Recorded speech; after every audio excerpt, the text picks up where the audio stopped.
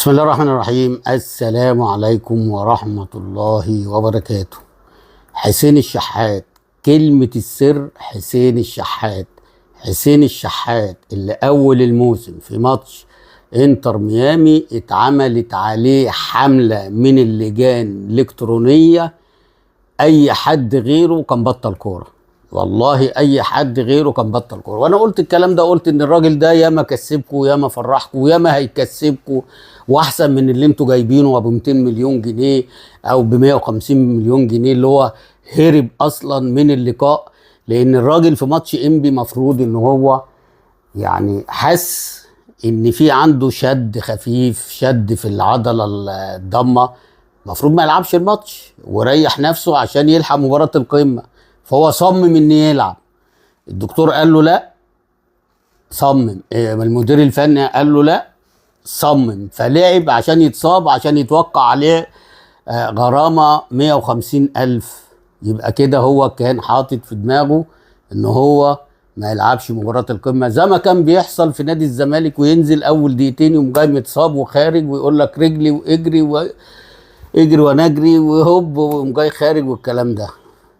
فاللي كان بيعمله في نادي الزمالك عمله، ومحدش يقول لي دي حاجات بقى اللعيبه هي اللي تعرفها. معلش، مع احترامي لكل جماهير وكل النقاد اللي قاعدين في الاستوديوهات واللي قاعدين على المكاتب بتاعتهم، هو لو عايز يلعب ماتش الزمالك كان ساعه لما وهو بيسخن في مباراه انبي كان خلع وقال لهم لا مش هكمل، مش هلعب المباراه عشان ان انا الحق مباراه الزمالك. بس هي مفقوسه، بس طبعا الاعلام واللجان عشان لسه جاي فطبعا بيغطوا على الكلام ده. عملها مرتين في نادي الزمالك وعملها مره اهو في النادي الاهلي، والبقيه تاتي. نرجع لحسين الشحات. حسين الشحات بينزل يقلب مجرى المباراه. هنقول بقى من البدايه، الزمالك فرط في فوز الشوط الاولاني في اول، تحديدا اول 5 دقائق، انفراد لعدي الدباغ. بيطلع الشناوي بيعمل صد عالميه زي ما بيقولوا، يعني بيعمل صدة يعني لو دخلت دي كانت الدنيا اختلفت. بعدها على طول هات وخد ناصر ماهر مع ادم كايد، انفراد حطها مشيت من جنب القائم. وبعدها ضربة الجزاء. اول تواجد للنادي الاهلي طاهر محمد طاهر عمل كرة عرضية، حسام عبد المجيد قلشت منه، كانت لازم تبقى جول. يعني لو هو يحمد ربنا ان هي طبت وطلعت من فوق العرض. ده اول بقى ظهور للنادي الاهلي. من ساعتها لغايه ما المباراه انتهت والنادي الاهلي ركب الجيم. طبعا النادي الزمالك قاعد عنده راجل يافطه واقف على الخط، مش فاهم حاجه ولا عارف حاجه، ولا حتى الجهاز اللي معاه ان يقول له نص الملعب مسروق منك، بالذات الشوط الاولاني، عشان تعرفوا ان هو مخرف ومش شايف. وبحمل مجلس الاداره قبل ما اقول فريرا ده يمشي، مجلس الاداره لازم يمشي، لان انت جبت مدرب في 30 يوم جاب لك بطوله. ازاي تمشيه؟ مدرب جايب بطوله، ازاي تمشيه عشان تجيب واحد زي ده؟ ده اساسيات الكوره مش عنده، لا يفقه اي حاجه في التدريب. يعني النهارده حتى كمان تغييراته بيسايب واحد عنده 40 سنه وبيطلع دونجا وبيطلع معرفش مين وبيطلع مين وبيطلع مين، تغييراته كلها سمك لبن تمر عين. الراجل من ساعة لما ضيع ضربة الجزاء وهو مش شايف، ورغم كده سايبه كام 90 118 دقيقة، سايبه 118 دقيقة في الملعب. انتاجه ايه؟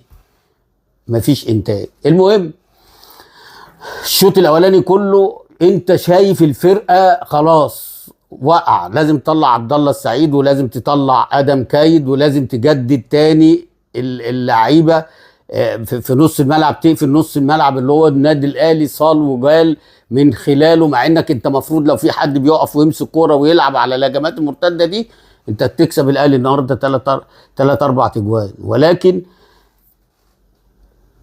انت مش شايف وفرقتك مش شايفه.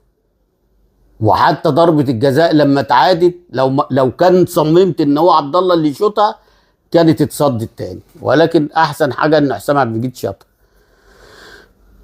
المهم طبعا مباراه، انا من وجهه نظري الشوط الثاني مباراه النادي الاهلي عمل مباراه كبيره كبيره كبيره. الجون الاولاني حسين الشحات بيعمل كوره بينيه لمحمد شريف اللي الناس برضو قلبه عليه. الراجل استعمل عقله، بدل ما يشوط وقف على الكوره وحطها تاني لحسين الشحات اللي بيجيب جون التعادل. بعديها على طول اشرف بن شرقي بيعمل كوره من ورا بنتايك لحسين الشحات، نفس ضربه الجزاء الاولى بتاعت ياسين مرعي مع عدي الدباغ. فعايز اقول لك الحكم النهارده كان هايل، حتى لما حسب ضربه الجزاء وما قاوحش وراح شافها اللي هي كانت جت في بطن بنتايك او في صدر بنتايك، رجع تاني للفار ولما شافها رجع ما عاندش ولا صمم ولا الكلام ده، رجع لغى الكوره. فالحكم النهارده انا شايف من وجهه نظر ان هو كان نجم المباراه، طبعا مع لاعيبه الشوط الثاني بتوع النادي الاهلي تحديدا حسين الشحات. وانا فرحت قوي ان هو خد راجل مباراه. مبروك للنادي الاهلي، ولكن على مجلس الاداره لازم تقدم استقالتك بعد الاخفاق اللي حصل ده، ودي فرصه عمرك ان انت كنت تكسب الاهلي النهارده. بس انت ماشي ايمن الرمادي، هو ربنا عشان انتوا افتريتوا عليه ربنا بيعمل فيكم الكلام ده، بيوريكم اهو. مدرب ما عندوش فكره، ما عندوش اي اساسيات في التدريب، مدرب قاعد مش قاري المباراه، مش شايف ان عنده خلل في نص الملعب الشوط الاولاني كله والشوط الثاني. ولما جه غير قام جاي مغير دونجا وقام جاي مغير بنتايك يا راجل نزل احمد فتوح يا راجل من الشوط الاولاني يقف جنب دونجا اللي هو مات ده. عبد الله السعيد وناصر ماهر بصراحه الاثنين كانوا عاله. ناصر ماهر النهارده هيكسبك، ناصر ماهر لو بيلعب للفرقه وفي صفاء ذهني ونفسي والله يكسب الفرقه، بس هو عايز هو اللي يتصيط، هو اللي يبقى، عشان كده بان بالشكل ده. طبعا انا مستغرب برضو ان ازاي واحد زي شيكوبانزا النهارده ده ما يتحطش.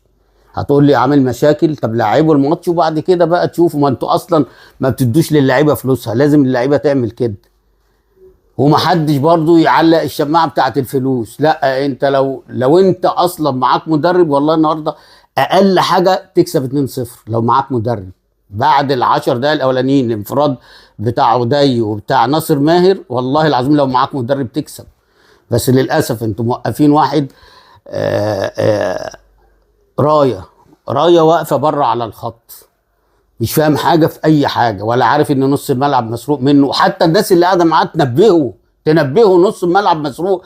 45 دقيقه مش هتقدر تستحمل الضغط ده، مش هتقدر تستحمله، لازم تنزل 2-3 يجروا بس يبوظوا لعب النادي الاهلي. انما انت سايبه عمالين يروحوا ويضيعوا وتخبط في المدافع وتعدي بالعرض. لازم يعني تفوق وتشوف الملعب كان محتاج مين. انما للاسف مباراة سهلة بالنسبة لنادي الزمالك، فرط في الفوز فيها. مباراة صعبة للنادي الأهلي بالظروف اللي عنده. انتوا كده فوقتوا النادي الأهلي خلاص، كده النادي الأهلي هو وبيراميدز. أراهنك الزمالك هيفضل للخلف، وبيراميدز والأهلي هم اللي هيلعبوا على الدوري. زي ما الكلام اللي احنا قلناه، دي كانت فرصة عمر لعيبه الزمالك ومجلس ادارته اللي هو اصلا السبب في اللي حصل ده كله. مجلس الاداره جايب مدرب 30 يوم، في ال 30 يوم للاسف جاب لهم بطوله ومشي.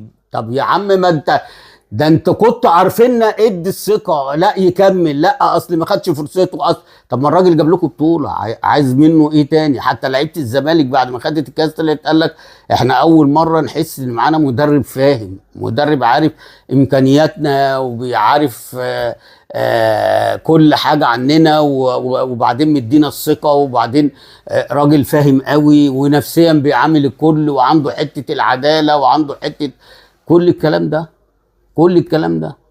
ولكن منكم لله والله انتوا السبب في العكننه بتاع جماهير الزمالك. وانا لو منكم اقدم استقاله وامشي بقى، سيبوها بقى. ارض اكتوبر راحت، ارض النادي راحت، وادي الدوري راح، والدنيا مع انك انت فارق ب2 بونت، بس انت مش هتبني ده، انت هتحاول توقع بقى، مش هتدفع فلوس للعيبه وهتقول اللي عايز يمشي وبعد كده عليه العوض يعني.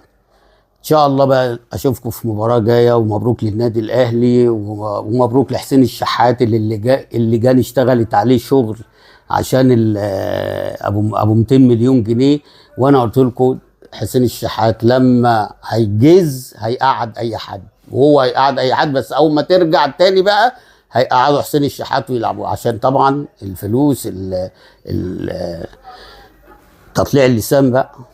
يلا مبروك للنادي الاهلي وهارد لك للاعيبه الزمالك وجماهير الزمالك. السلام عليكم.